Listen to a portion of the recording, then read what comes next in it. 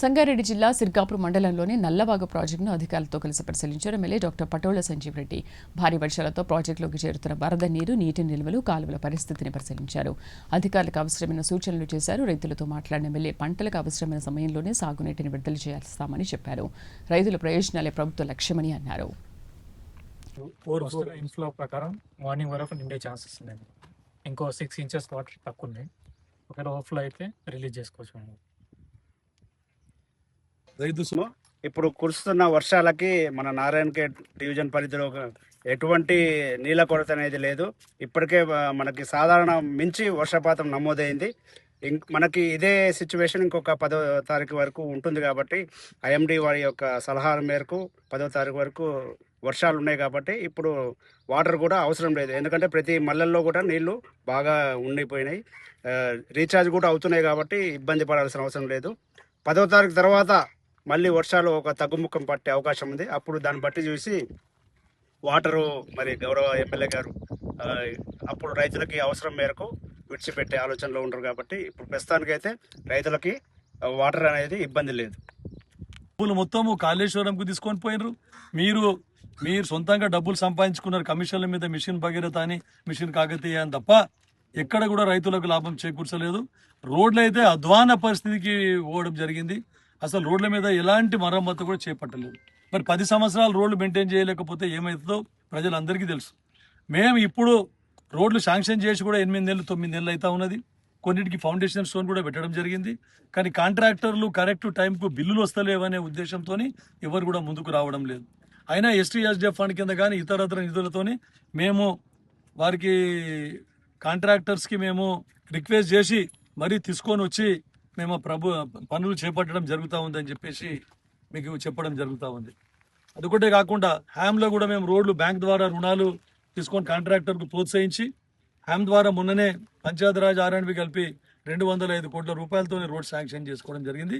త్వరలో ఆ రోడ్లు మేము ఖచ్చితంగా పని మొదలయ్యే విధంగా కృషి చేస్తాం.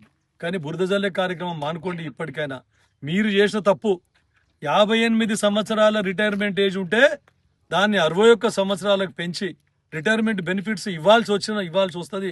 ఆ భారం మోయలేక ఫస్ట్ తారీఖు వస్తే జీతాలు ఇయ్యలేక 8 లక్షల కోట్ల అప్పు చేసి మొత్తము ఆర్థిక వ్యవస్థనే ఎందుకు అంత కడపల్ సొసైటీ కంటిన్యూస్గా వారం రోజుల నుంచి మీకు యూరియా అందుబాటులో ఉంది. రైతులు రోజు యూరియా తీసుకుపోతా ఉన్నారు. బొక్కస్గాంలో కూడా ఇస్తా ఉన్నారు. ఇక్కడ అన్ని సొసైటీలో కూడా ఇస్తున్నారు, బీపేట్లో కూడా ఇస్తున్నారు. మీరు అనవసరంగా ఏదో రైతులను మభ్యపెట్టి ఏదో మీరు తప్పుడు ప్రచారాలు చేసి లబ్ధి పొందాలని ప్రయత్నం చేస్తే రైతులు మూర్ఖులు గారు, ప్రజలు మూర్ఖులు గారు.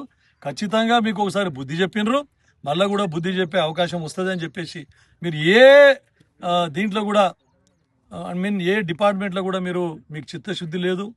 మీకు ప్రజలు 10 సంవత్సరాలు అవకాశం ఇస్తే అప్పుల పాలు చేసి, కానీ మీరు ఏమో దాన్ని మళ్ళీ బురద జల్లే. కానీ మీరు చేసిన తప్పిదాలన్నీ మా మీద రుద్ది ప్రతి నెల రిటైర్మెంట్ బెనిఫిట్స్ 1,000 కోట్ల రూపాయలు అవసరం పడతా ఉంది.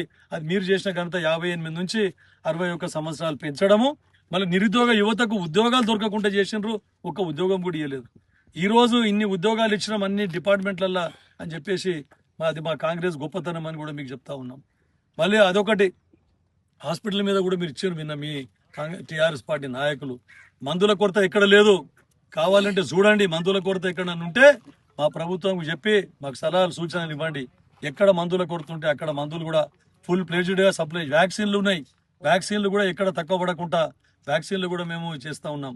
తర్వాత ఇప్పుడు వర్షాకాలంలో ఏదైతే ఉన్నదో మనకు శానిటేషన్ కూడా ఇంపార్టెంట్ దృష్టి పెట్టి దాన్ని కూడా మేము ఫుల్ఫిల్ చేస్తూ ఉన్నాం.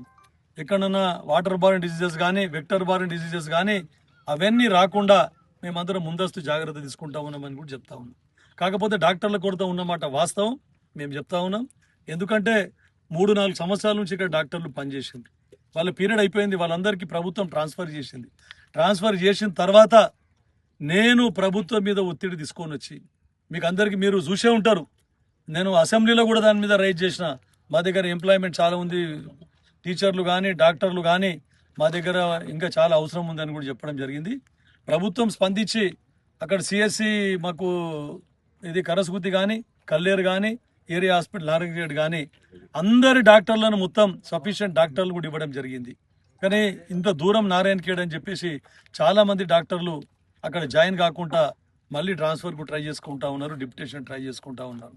అయినా మా మా మెడికల్ ఆఫీసర్స్కి అందరికి కూడా, ఎందుకంటే పై అధికారులు అందరూ దృష్టికి తీసుకొని వచ్చి నారాయణఖేడ్కి చాలా అత్యవసరం ఉన్నది డాక్టర్లదని చెప్పేసి వారికి డెప్యుటేషన్ ఇవ్వకుండా తిరిగి ట్రాన్స్ఫర్లు చేయకుండా వారందరినీ రిక్వెస్ట్ చేసుకొని ఎప్పటికప్పుడు వారితో సంప్రదించి వారు ఇక్కడ నారాయణఖేడ్లో విధులు నిర్వహించే విధంగా వారిని రిక్వెస్ట్ చేసుకుంటా ఉన్నాం. తర్వాత ఎక్కడైతే మీకు ఏమన్నా ఇబ్బందులు ఉంటే వాటిని మేము అధిగమించి మీకు అందరికి సహాయ సహకారాలు అందిస్తాం. మా ప్రజలకు మాకు మెడికల్ సర్వీసెస్ మీరు అందియాలి అని చెప్పేసి వారిని రిక్వెస్ట్ చేస్తూ ముందుకు తీసుకుపోతా ఉన్నాం. మీలాగా బురద జల్లే కార్యక్రమం మాకు లేదు. కావాలంటే స్టాటిస్టిక్స్ తీద్దాం, ఎక్కడికంటే ఎక్కడ ఛాలెంజ్. మీ 2023 కంటే ముందు ఎన్ని డెలివరీలు అయినాయి, ఎన్ని సిజేరియన్ సెక్షన్లు అయినాయి, ఎంతమంది అవుట్ పేషెంట్లు ఉండ్రి. తర్వాత 23 తర్వాత మా ప్రభుత్వం వచ్చిన తర్వాత 24 నుండి ఎంతమంది ఎన్ని డెలివరీస్ అయితే ఉన్నాయి, తర్వాత ఎన్ని సిజేరియన్ సెక్షన్లు అయినాయి, ఎంత అవుట్ పేషెంట్ పెరిగింది అని చెప్పేసి మీరే రికార్డులు చెప్తాయి, మేము చెప్పవలసిన అవసరం లేదని చెప్పేసి ఇకనైనా మీరు ఈ దుష్ప్రచారాన్ని ఆపుకోండి, అబద్ధాల ప్రచారాన్ని ఆపుకోండి. లేదంటే ప్రజలు మరొకసారి మీకు బుద్ధి చెప్తారని చెప్పి చెప్తా ఉన్నాను.